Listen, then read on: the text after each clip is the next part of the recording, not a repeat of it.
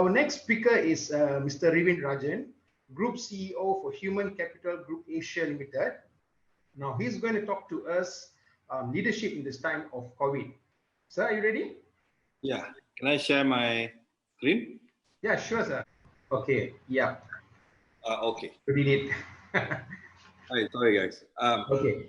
Okay. Thank you. Quite interesting. I did receive some comments from some of my WhatsApp group people that all these speakers have highlighted very important points. So my 4 slides will be more of summarizing it in the context of leadership. Any businessman will consider themselves as a leader of their particular concept, product, service, and business.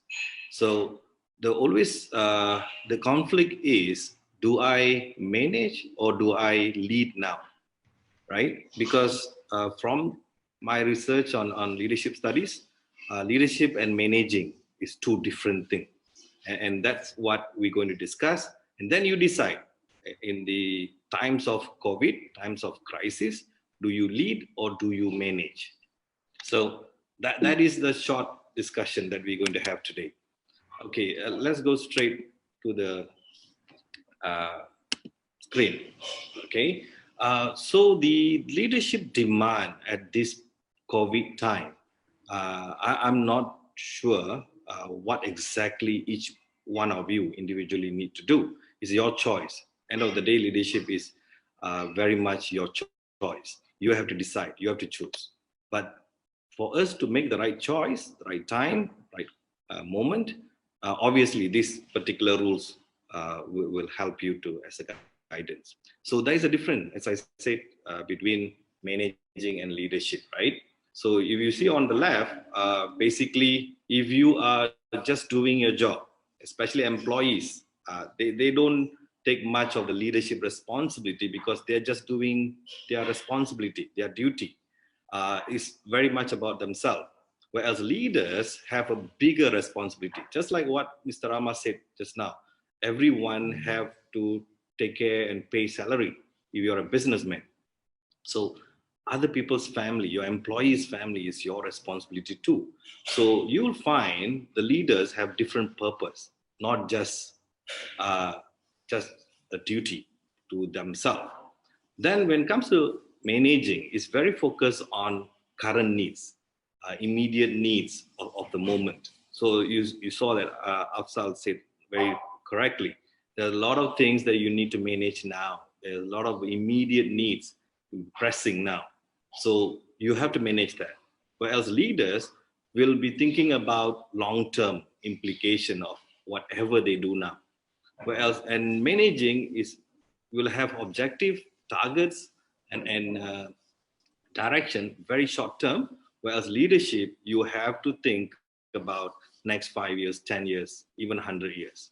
So it is much more long-term considerations. Managing is very much following the current SOPs.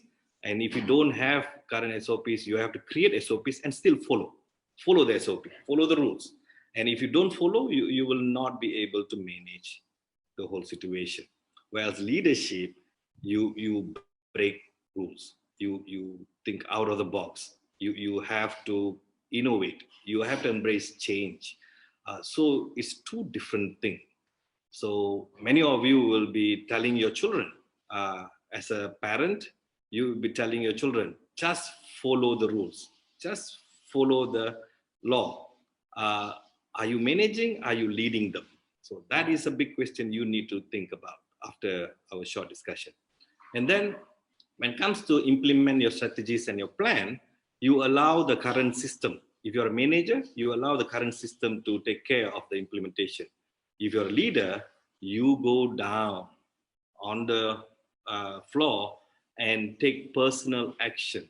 And sometimes these are massive amount of effort and action, and you have to do it on your own. So you take personal responsibility of seeing through these plans and ideas, because you are innovating, you are changing, you are introducing something new. So when you're doing that, most of your team, most of your followers, most of your people will not understand how to do it because they don't have experience. They don't have past reference. So you have to go in, bring out this concept in your mind, new things in your mind, and you have to show them. In fact, you are yourself learning how to do it for the first time. So that is the risk you're going to take. But anyway, it's easier to manage than lead. That is the rule. And if you're a manager, you'll exert more control. You will come out with new laws and rules to make sure everybody comply, because you feel only by controlling and monitoring your business and your people, you have full influence on the result. But actually, leadership is about inspiring. You don't take control at all. You empower them, engage them, motivate them, and then they do. You cannot really control. And this particular point is important when I tell you what is the landscape we are in now. Do you control and monitor, or you engage and inspire and allow them to do what they want to do? And then managing, obviously you have past track records, proven solutions. It's easier to manage because of that. Your past SOPs will help. Whereas leadership, you are exploring, you are experimenting, you are in uncharted waters. You do not know what's going to hit you next.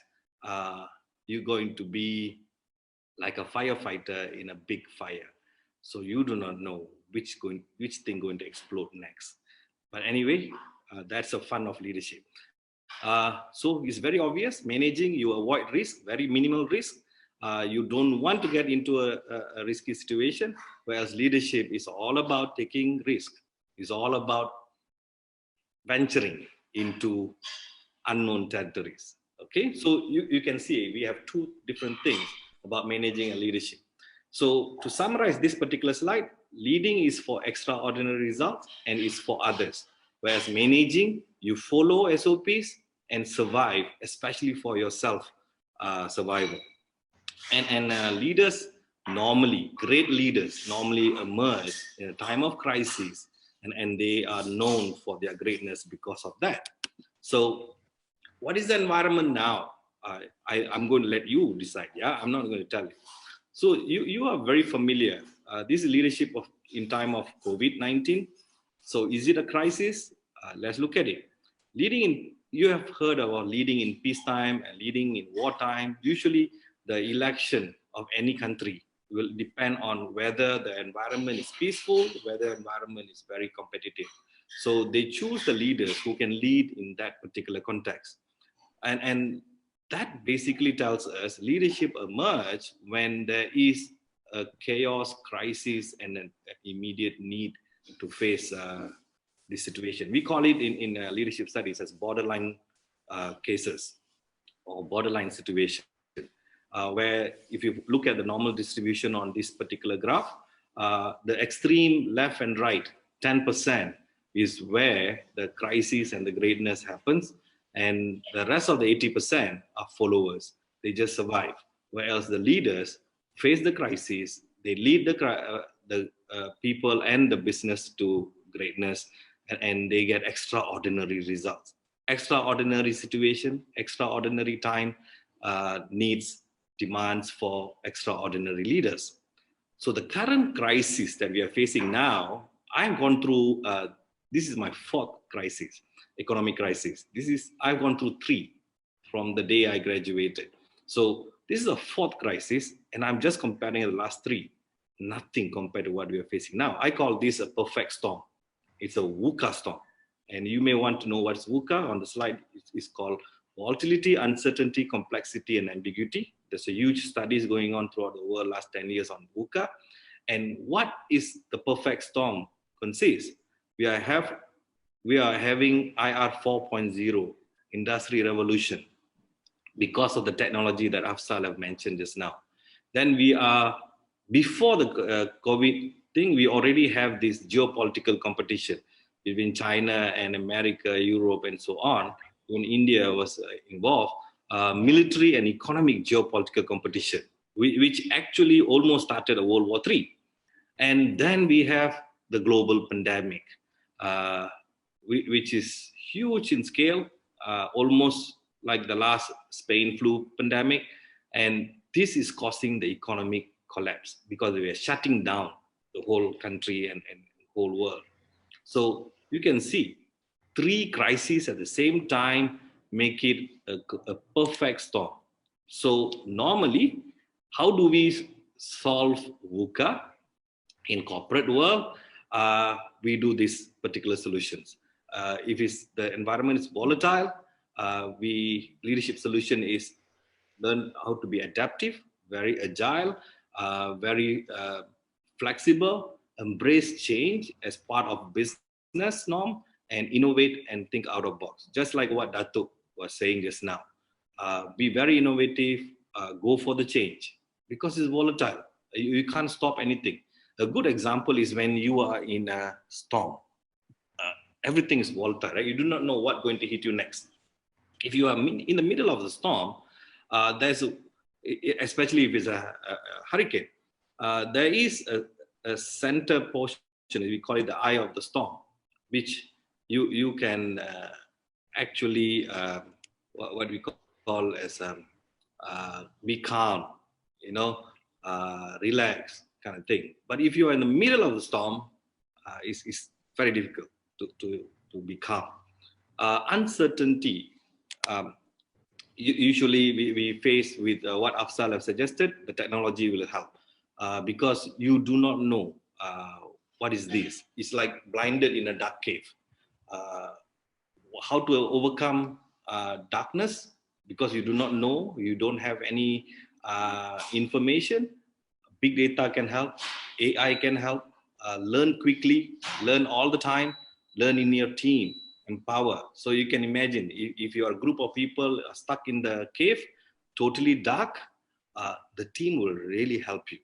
You cannot be the leader. You have to make sure everybody is a leader. So team actually help. A lot of new information will help. Learning will be the key if you're uncertain. Complexity, this is just like a human relationship. Humans are very complex, right? So you don't use control. Let go of your control. That's what we call in management as devolve. Don't get involved, devolve. Let's say you're having a quarrel with your friend. Don't make it more heated. Just step back, devolve, let the person talk and simplify the whole issue. Don't complicate it further. Use your gut feeling, use your wisdom, and EQ will help you in complexity. And ambiguity is all about not knowing a lot of things. So in an ambiguous situation, let's say you are in the dark and then you are facing this, let's say a situation like you are in front of ghosts or alien species. What do? How do you react and respond to something unknown? You act in what is known, gain new knowledge, study, research about this particular matter, and let the people who know best in the front line to deal with the situation. If you are the leader, you do not know something, let people who know deal with it. So you can see the theory looks simple, but in practice, it's not easy. So we are in a COVID-19 crisis, which is a VUCA perfect storm. So as a leader of a business, what do? If you are in the eye of storm, just stay calm, or even hibernate. If you're being hit by the storm, go with the flow, slow down, and be more alert.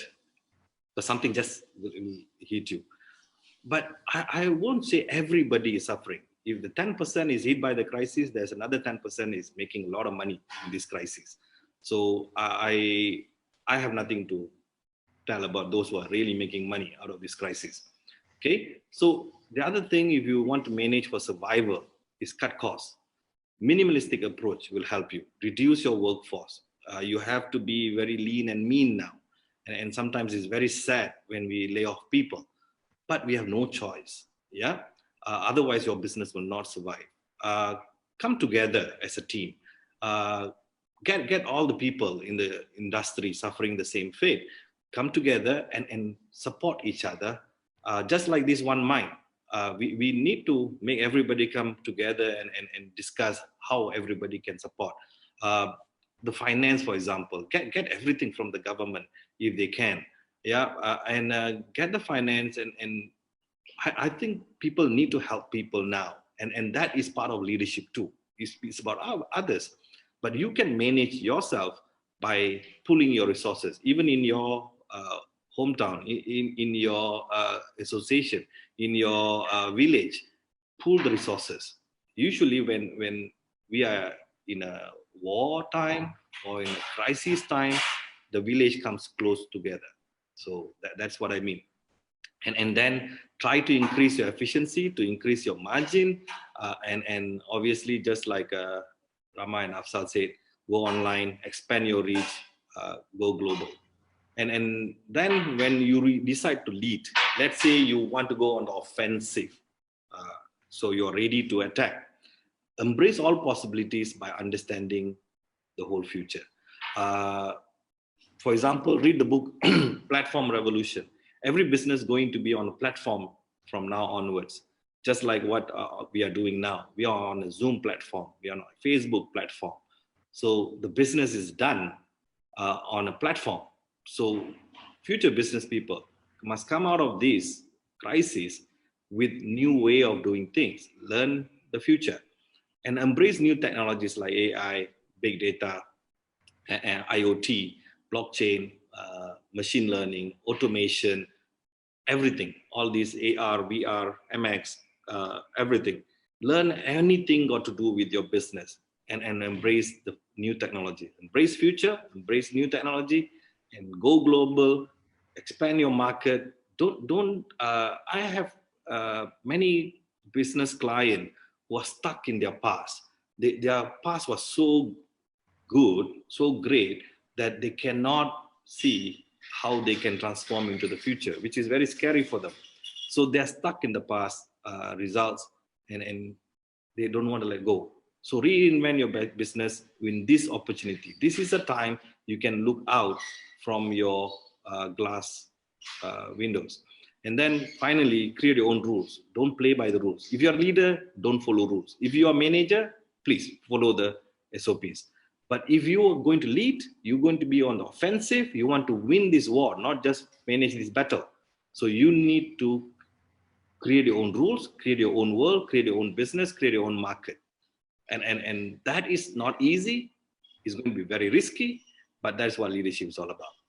Okay, so I would like to stop here. It's too much in a short time, but I don't mind answering questions later. Thanks, Ram. Thanks, everyone.